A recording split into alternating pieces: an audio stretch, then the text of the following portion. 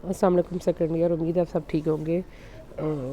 बेटे कल का लेक्चर आपका मिस हो गया, तो आज इंशाल्लाह हम, क्योंकि आपके बहुत सारे लेक्चर्स नहीं हैं, आपके कभी आएंगे तो कभी नहीं आएंगे, आपका लिमिटेड कोर्स रह गया। आपको मैंने ऑनलाइन ये राइबोफ्लेविन में ये विटामिन सारा पढ़ाना है और एक नमकियात पढ़ाना है। उसके बाद आपका ऑन जो है मेरे ख्याल में ऑनलाइन इतना काम नहीं रहा। गले हम मैंने आपको बोला है कि जो बना सकते हैं वो बना लें, हम छुट्टियों के बाद करेंगे।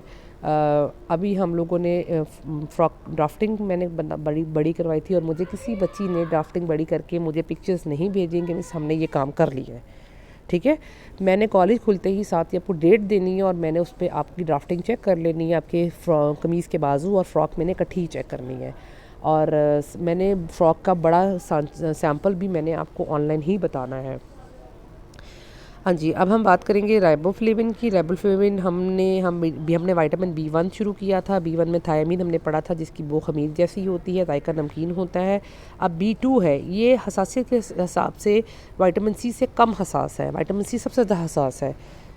ये खमीर, कलेजी, दूध और अंडे की सफ़ेदी से खालिसन कलमी सूरत में हासिल किया जाता है। ये ठोस हालत में नारंगी, और जब इसको मिक्स किया जाता है तो येलो ग्रीन हो जाता है। येलो ऑरेंज से जब मिक्स करते हैं पानी में तो ये येलो ग्रीन हो जाता है, ठीक है। ये अंडे की सफ़ेदी वगैरह में और दूध वगैरह में हमें मिलता है।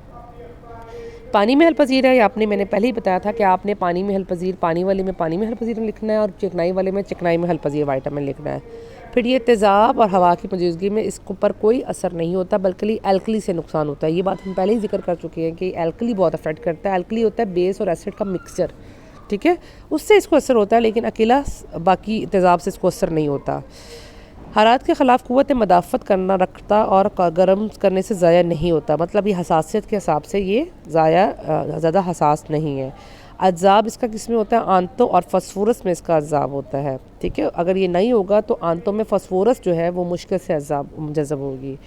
ज़राए इसके जो कम ज़राए थे ना B1 के, वो इसके बेस्ट ज़राए हैं, बेहतरीन ज़राए हैं। B1 के कम ज़राए में दूध कलेजी थे ना, इसके बेहतरीन में है। दूध, कलेजी, पनीर, दिल, गुर्दे, तखम, गंदम, छिलके के साथ जो होती है खमीर। फिर अच्छे ज़राए में गोश्त, मुर्गी, मछली, अंडे, साग, कद्दू, मटर वगैरह है। और मामूली में अनाज, उसमें साबत अनाज बेहतरीन ज़राए थे, अगर आपको याद हो तो, अगर आपने सुना हो लेक्चर तो। जिस्म में काम क्या है? ये फ्लेरोप्रोटीन नामक खरी खामरा बना रहा है। ये खलियात और बाफ्तों में तवानाई पैदा कर रहे हैं। इसके अलावा जो खामरे जिस्म की बरूनी झिल्ली और अज़ला की खिलाफी झिल्ली बनाते हैं, वो इन विटामिन के लिए ज़रूरी है, ठीक है। ये बना नहीं रहा, जो बना रहे हैं ना, मैंने आपको बताया था कि जब हम अगर अपने गोश्त, जब हम कुर्बानी का गोश्त या हम चिकन देखते हैं ना, उसके बारीक एक लेयर होती है जो उसने ऑर्गन्स को कवर किया होता है, वो होती है एपिथेलियल सेल्स की लेयर होती है। हमारी इंसानों की भी इसी तरह ही सारे ऑर्गन्स लेयर से है। अब वो जो वो बना रहे हैं ना, ये उनको बनाने में हेल्प कर रहा है, ये बना नहीं रहा, ये सिर्फ एक कोएंजाइम है, ठीक है। जो खामरे उसको बना रहे हैं, ये सिर्फ हेल्पफुल है उनके लिए, और ये तवानाई दे रहा है, मतलब एनर्जी दे रहा है सेल्स और टिश्यू को, और ताकि वो लेयर बना सके। योमिया ज़रूरत इसकी क्या है? ये योमिया ज़रूरत इसकी जो है, ये हमारा जिस्म खुद तौर पे आंखों में ख़ुद पैदा कर लेता है, लेकिन ये कभी कभी जो ज़्यादा लेकिन इसकी जो कमी के असरात भी बहुत नुमाया नहीं होते। लेकिन आम आदमी के लिए इसकी 1 से 3 मिलीग्राम की ज़रूरत होती है, जबकि दूध पिलाने वाले ख़वातीन के लिए दुगनी होती है। हम इसको आउटर की डेफिशिएंसी हमें मिलती ही कम है, ज़्यादा बॉडी खुद ही बना रही है, ठीक है। कमी के असरात अगर हो जाए, कमी है, नशोनुमा बुरी तरह मुतासिर होती है, क्योंकि अभी हमने बात की है कि ये हमारे खलियात और बाफ्तों को तवानाई दे रहा है। उसके बाद निज़ाम बिगड़ने के बायस खुराक को सही हज़म नहीं हो सकती, जो कमज़ोरी और वज़न में कमी आ जाती है। उसके बाद अभी हमने बात की एपिथेलियल लेयर की। अगर एपिथेलियल लेयर का इशू आएगा तो जल्द खुरदरी और खुश्क होकर फटने लगेगी, और ग्रीसी डर्मेटाइटिस, मतलब जगह जगह फिंसियाँ और दाने बन जाएंगे, ये बीमारी आ जाएगी, और थोड़ी नाक और होंठ बुरी तरह फटने लगेंगे।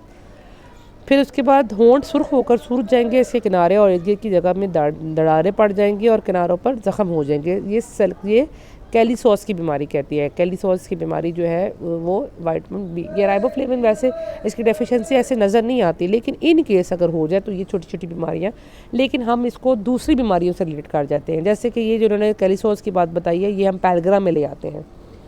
बेसिकली होती इसकी बीमारियाँ, लेकिन इसकी इतनी डेफिशिएंसी नज़र नहीं होती, तो दूसरे विटामिन इसको कोप अप कर लेते हैं। फिर मोतिया या अंधेपन की बीमारी आ जाती है, क्योंकि आंखों की बिनाई इसके ना होने से कमज़ोर हो जाती है, और जलन और खुजली की वजह से मोतिया की बीमारी आ जाती है। तो ये हो गया हमारा राइबोफ्लेविन ख़त्म। और राइबोफ्लेविन हमने पहले बात की है कि ये हमें जो मिलता है वो हमें आम डाइट से मिल जाता है, लेकिन इसकी हमारी बॉडी खुद ब खुद बना लेती है, इसलिए इसकी इतनी डेफिशिएंसी प्रोमिनेंट नहीं होती। ठीक है, याद इसको करना, छोड़ना कुछ नहीं है। ठीक है, मेरे ख्याल में इतना ही काफ़ी है। इसको साथ से याद करें। लिमिटेड टॉपिक पढ़ाने का मकसद ही है कि इसको साथ से याद करें। शुक्रिया बेटे, अल्लाह हाफ़िज़।